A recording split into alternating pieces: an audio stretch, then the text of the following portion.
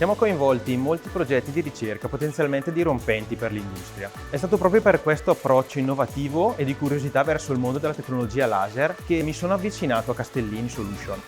Qui infatti ho svolto il mio tirocinio e con la supervisione dei miei colleghi attuali ho scritto la mia tesi di laurea, riguardante la saldatura di lamiere di acciaio di 20 mm di spessore. La sfida tecnologica, infatti, per quanto riguarda la saldatura laser, è quella di aumentare sempre lo spessore saldabile. E per questo il mio progetto è stato approfondito e attualmente abbiamo raggiunto buoni risultati riguardo la saldatura di lamiere di spessore fino a 40 mm.